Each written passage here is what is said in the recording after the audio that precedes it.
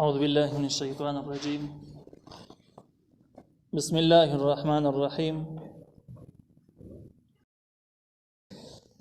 إن ربك هو أعلم من يضل عن سبيله وهو أعلم بالمهتدين. سورة الأنعام 117 نمبر آیت. په دې آیات کې الله تعالی د ځمکې په سر باندې چې کوم خلک اوسېږي د دوه طریقو ذکر کړی دی. هغه دا چې کوم خلک د اسلام دشمنان دي نو هغه الله تعالی هم پیژني، او کوم خلک چې هدایت یافته او بشریت باندې عمل کوي نو الله تعالی هغه هم پیژني. مخکې الله تعالی دا حکم ذکر کړی چې وان تطيع اکثر من فی الارض یضلوک عن سبیل الله. که د ځمکې په سر باندې د اکثریت نه بروب کې رالی نو ګمراه بشي. امت ته تعلیم مجھ تاسو به گمراه کیږي که تاسو بروب کې رالی د اکثریت نه بروب کې رالی. بیا دا مسله سره موږ ویلې و چې په ځمکې په سر باندې اکثري خلک دا د خپلو ګمانونو پسې ورپسې شوي اټکله وینا کوي، هېڅ دلایلو سره په خپلو خبرو باندې نه یو د اسلام په مقابله کې لګي. په دې آیات کې نننی آیات سبق کې د دغه خلکو دپاره الله تعالی تخفیف ذکر کوي، یره ذکر کوي، او کوم خلک چې په دین باندې کلک دي د اکثریت نه بروب کې نه راځي د هغې دپاره الله تعالی بشارت ذکر کوي په اشارتا. نو الله تعالی وان ربک هو اعلم من یضل عن سبیله، یقینا رب ستا هو اعلم دا ډېر ښه پېژني من هغه چا لره یضل عن سبیله چې دا ګمراه شي د سمې لارې نه. نو چې پېژني نو بیا به څه کېږي؟ خبره به دې ځای ختمه شوه؟ نه، داسې نه ختمېږي، بلکې دغه ګمراهان چې الله وپېژندل، الله یې پېژني، نو دې له به سنګینه سزا ورکوي، دا داسې معاف کوي نه، داسې پرېږدي نه. نو دا تخویب شو.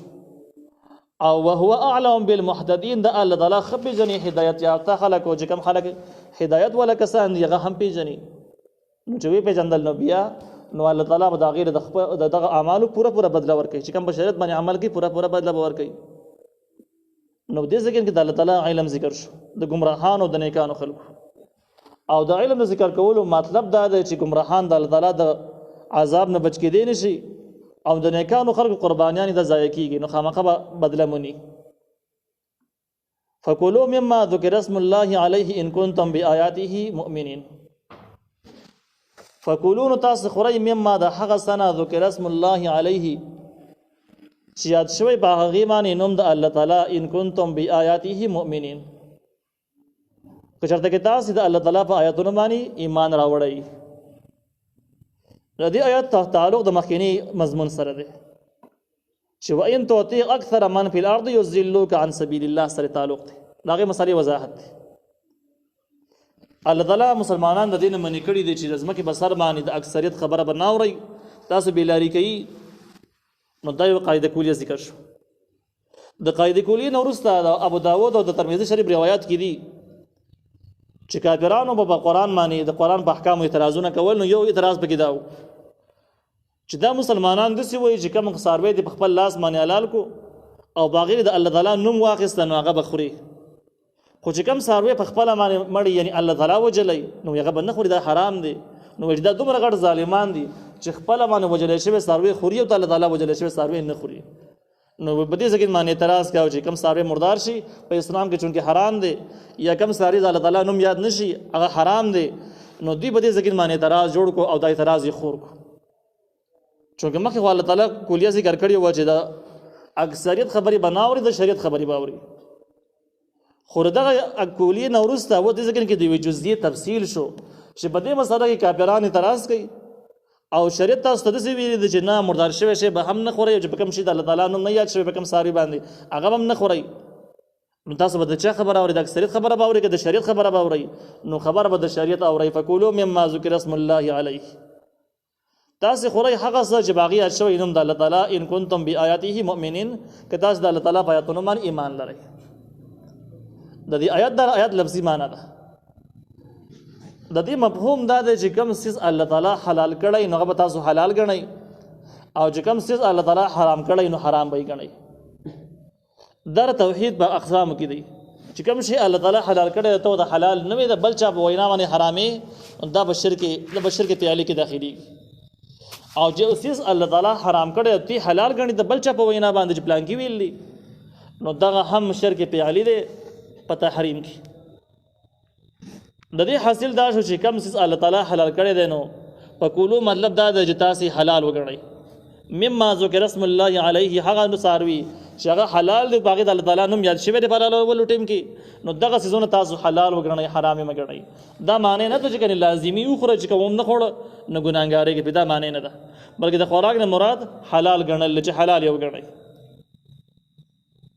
ان کنتم بآیاته مؤمنین که چېرته تاسو د الله تعالی په آیاتونو باندې ایمان لرونکي که د الله تعالی آسماني دین منئ نو د الله تعالی حرام شوي شي ته به حرام وایي او حلال شوي شي ته به حلال وایي د بل چا په وینا او بل چا له پکې د له مداخلت نه ورکوئ دنیا کې ډېر خلک داسې دي چې په دې شرک کې اخته دي او ځان ته اگر چې مسلمانان او ځان ته موحدین څه چې ډېر لوی نومونه اخلي او د دنیا اکثري خلک په دې لانجه باندې اخته دي چې هغوی د قرآن او د حدیثو په مقابل کې جوړ شوي قوانین چې کوم د دې په تضاد کې هغه تسلیموي او هغه دغه شان د عقیدې لري مني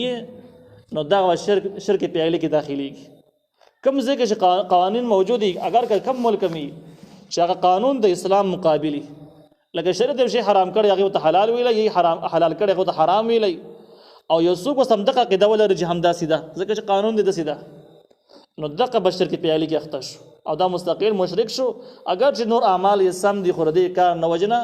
دا د ایمان اسلامي حدود نه بهر شو نو دا د اسلام په لوازماتو کې توحید د ټول اعمال بنیاد دی او توحید کې یو مسله دا ده چې د الله تعالی حرام شوی چې د حرام وي حلال شوی چې د حلال وي په دې کې بل اچاله هم دخل نه ورکي وما لكم الا تاكلوا مما ذكر اسم الله عليه او سوجر تاسو د پاره تاسو نه خورئ یعنی تاسو حلال نه ګڼئ مما ذکر اسم الله علیه هغه څه چې باغی شوی نوم د الله تعالی دا زجر شو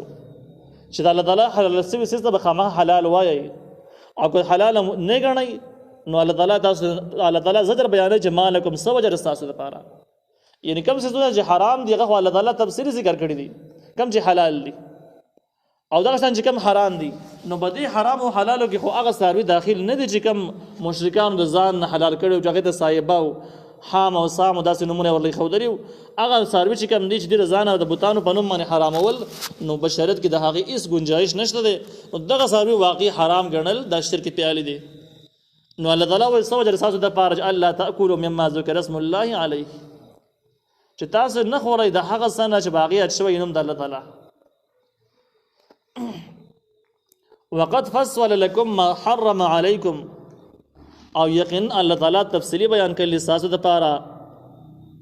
ما حرم عليكم هغه چې حرام کړی دي په تاسو باندې الا ما ضررتم الیه مگر هغه چې تاسو محتاج شي هغه ته نو هغه به تاسو باندې حرام نه دي یعنی حرام چې کوم دي په دې صورت د دې صورت انعام په 19 نمبر رکو کې براشي محرمات په تفصیل راشي کوم څه چې حرام شوی دي نو دغه حرام شوی سيزونه په یو حال کې یو صورت کې د جایز هم ګرځي هغه صورت کې جایز ګرځي چې کله تاسو دومره سخت مشکلات پیښ شي چې د سر د ژوند د بیللو خطر دي د ولګي د لاسنه نو په دغه ټیم کې دغه حرام سيزونه د دومره استفاده کولای شي چې ژوندې په پاتې شي خپل کوړته ورسیږي نو دومره مقدار باندې د طرفه جایز دي وان كثيرا ليضلون باهوائهم بغير علم او یقینا ډیر خلق ليضلون خامخا گمراه کوي خلق لرا باهوائهم بخپل خواهشات سره بغیر علم پناپوي سره ډیر خلق د سری په دنیا کې جاغي د خپل خواهشات په وجه باندې او د خپل جهالت په وجه باندې نور خلق هم ځان سره گمراه کوي او ناجایز دلایل خلق ته وړاندې کوي قرآن او د حدیث په مقابل کې د اسلامي شریعت په مقابل کې هغه د جهالت په وجه باندې او د خپل نفسانی خواهشات په وجه باندې چې د خواهش د سیده چې د کنټرول نه بهر دی د غلام دی نو دغه په وجه باندې په احکام اعتراضونه کوي او په احکامو کې د نوې خبرې جوړي او دغه ذریعہ باندې خلک نور خلک ځان سره گمراه کوي نو اقا مخکنی خبره شو چې وایي توطیع اکثر من فی الارض یضلوک عن سبیل الله چې لازمه کې اکثریت خبره بناوري په ټول خبرو کې د شریعت تابعدار اوسېږي ان ربک هو اعلم بالمعتدین یقین رب ستا هو اعلم دا ډېر ښه پوهېږي بالمعتدین په زیاتې خورو باندې معتدین هغه چاته ویل کېږي چې زیاتې کوي او معتدین زیاتې خور نه مراد هغه څوک دی چې اسلامي احکامو پروا نه کوي بلکې د اسلام په جامه کې دنه د کافرانو خبرو ته هم اهمیت ورکوي او د اسلام په مقابل کې ورکوي، نو دغه ظالمان الله تعالی پیژني. نو چې پیژني نو څه چل به وشي؟ یعنې الله تعالی به دله سنګینه سزا ورکړي، داسې نه پرېږدي. نو دغه خلکو دپاره، د اسلام دشمنه خلکو دپاره یو قسم له تخویف شو.